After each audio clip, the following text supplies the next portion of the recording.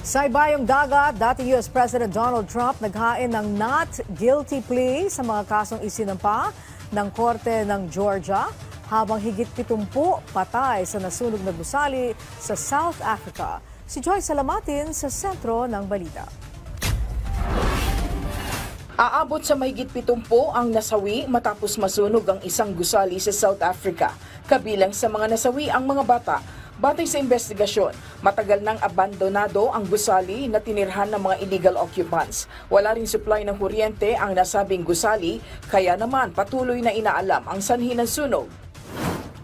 Isa ng tropical storm ang Hurricane Idalia habang nananalasa sa Carolina. Sa report ng National Hurricane Center, naitala ang sentro ng bagyo sa 20 miles ng southwest Myrtle Beach na may bilis na hanggang 21 miles per hour. Bago ito, unang nanalasa ang bagyo sa Florida. Nagbabala rin ng National Weather Service na makararanas ng storm surge ang malaking bahagi ng North Carolina. Naghain naman ng not guilty plea si dating U.S. President Donald Trump para sa mga kasong isinampa ng Georgia Federal Court.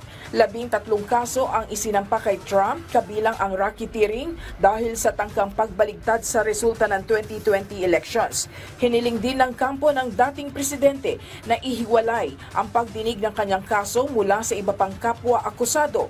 Ito'y upang maiba ang trial schedule ni Trump sa ibang akusado na nakatakdang simulan sa Oktubre. Isang kotse sa Nebraska ang hinarang ng mga pulis matapos magsakay ng baka sa passenger seat. Tinatanggal ng driver ang kalahating bubong ng kotse para makaupo ang baka na si Howdy Doody. Kwento ng driver, matagal na niya itong ginagawa. Natawa na lang ang mga pulis at hindi na siya tiniketan. Nasilayan naman sa iba't ibang panig ng mundo ang rare super blue moon. Ito ang muling pagkakataon ngayong taon bago pa muling maulit sa 2037. 14% na mas malaking makikita ang buwan tuwing super blue moon kumpara sa pangkaraniwang blue moon. Ito rin ang pinakamalaking full moon na nakita ngayong taon. Joy Salamatin para sa Bayan.